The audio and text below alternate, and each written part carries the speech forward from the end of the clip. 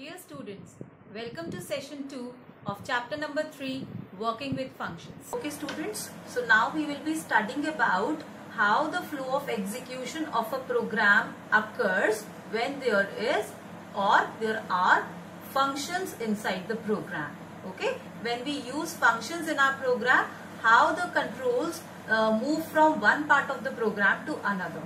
Okay, so let's suppose we have three functions over here, function 1, 2 and 3. Okay, and this is the main program from where execution starts. Okay, so first of all, the statements, the normal instructions keeps on going, and then it just see that there is a function with name function 2. So now because the call for function 2 is made here, so where is the function 2? The block of statements for function 2 is stored here in the memory. Okay, so what will happen? The control will move to the function header here. Okay, now the block of statements will be executed. Okay, and at the end, when your function 2's last instruction is executed, again the control will go back to the place from where the calling of the function was made, right? And then rest of the statements will be executed. Now it has encountered function 1's calling. Function 1 is called here. So function 1 is written here. It is present here in the memory. So the control will go to function 1's header part. Okay, the whole body will be executed, and after execution of the whole function, again the control comes back to the calling part. The rest of the statements are executed. Again function 1 is called. So again the control will move here. The whole function body will be executed, and again the control will come to function 1. Then afterwards it called function 3. So what will happen? The control will move to function 3's header. It will execute all the statements, and then again after execution of the whole function, the control will again move back to the main program from where the function 3 was called, right? So in your main memory, what happens? The whole program is here along with all the functions that the program is using. They are stored separately. Okay, and whenever the function call is made, at that time the control moves to that part of the memory where that function is present. The whole function body is executed, and again the control comes back to the main part of the program. Okay, this is how our execution of statements occurs when it contains functions into it. Now we should know about what are arguments and parameters. So let's suppose there is a function mult, def mult AB. Actually A and B over here are the parameters or the formal parameters, right? Whatever the function is doing, after that you just see this is actually the base statements. Okay, so topmost or top level statements are these. The execution of your program begins from here itself, right? From the topmost statements or the main function. So x and y will be provided with the value, and here the function is called mult xy. So these values are actually passed here.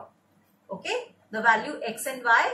Now what these x and y are? These are actually the arguments or the actual parameters or the actual arguments. So these x and y are the actual arguments, the values that we are passing during the calling of the function.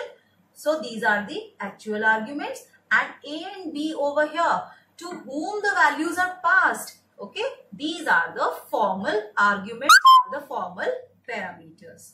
Okay. Next.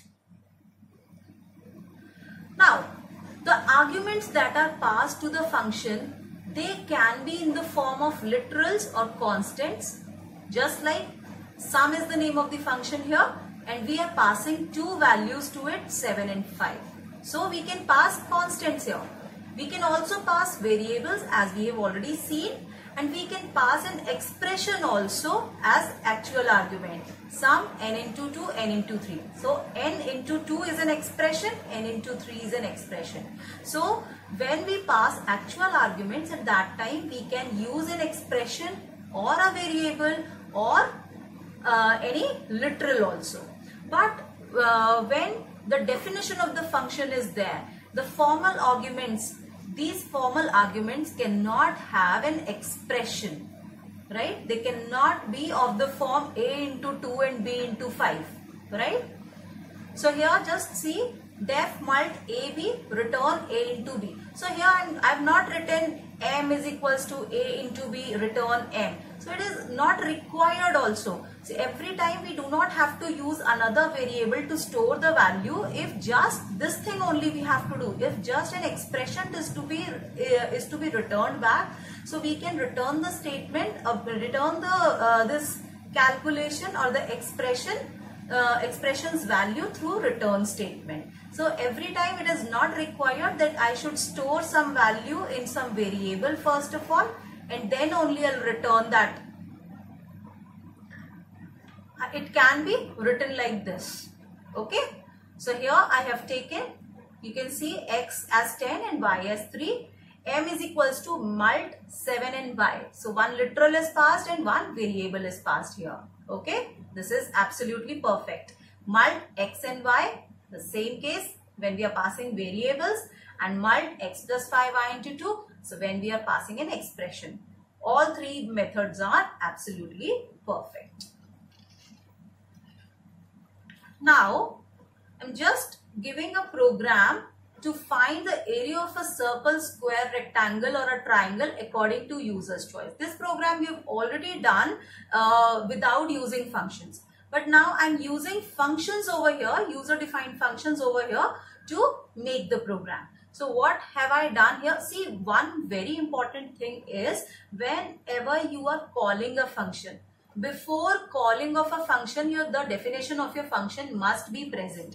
So we always used to define our functions first of all, and then we write the main program, right? Because what happens, I have told you that when the execution of the program starts, so it will first of all move here, it will check, it will see that there is a function named as circle with one parameter, and it is going to store it somewhere in its memory. It will move to the next part. It will again see there is a function named square with one parameter. Again, it will store it somewhere in the memory. It will come over here and it will keep on doing like this, and until and unless you get the topmost level of the instructions, the program actually starts execution from here, from the main portion, right? But it will first of all note that all these functions will be used in this, they are actually being used in this program, right? So before calling of the function, these function definitions must be there, otherwise your interpreter will report an error that it has not found any function like with the name whatever you have given. So I have just defined functions over here. Circle is the name of the function, parameter is radius, one parameter I have given, return whatever the area of the circle is. Similarly for square, return side into side. For rectangle, I have passed two parameters, return length into breadth. Triangle, base and height I have given, return half into base into height. So these all are the formulas for various areas, right? Now we come over here. The execution of the program begins from here. Print area menu, circle, square, rectangle, triangle, and I have taken a choice from the user whose area you want to find, right? 1, 2, 3 or 4. Now, what have we done? We have used if-elif statement. You all know how to use it. If choice equals to 1, now I have taken the value for radius, r, float input, enter radius. So r contains the radius of the circle, and I have called this function circle because when choice was 1, we have to find the area of the circle. Circle is actually called here. The function circle is called here, right, with r as the argument. You can just have a look that circle is having just one parameter, that is radius. So r's value is going to be copied onto radius and it is going to calculate the area of circle, and finally it will return the result into A, and finally it will print the value. Similarly, if choice is 2, then it will again take the side of the square. For choice 2, it was to find the side of the area of the square only. So it first of all find the side and then it just calculates the area. It calls the function square of s and it returns you the area of the square. Finally, it prints it. Similarly, for choice 3, length and breadth is taken from the user and calculation of this rectangle function is called.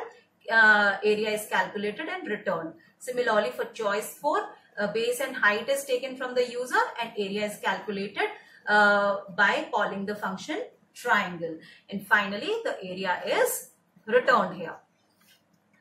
After this, if your choice is something else, rather than 1 to 4, if your choice is something else, so the program control will move to else part and it will just print the error message over here. And finally, last message that will be printed will be, now again we are back.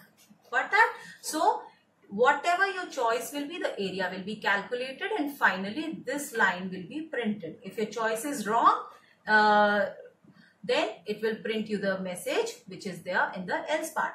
Got that?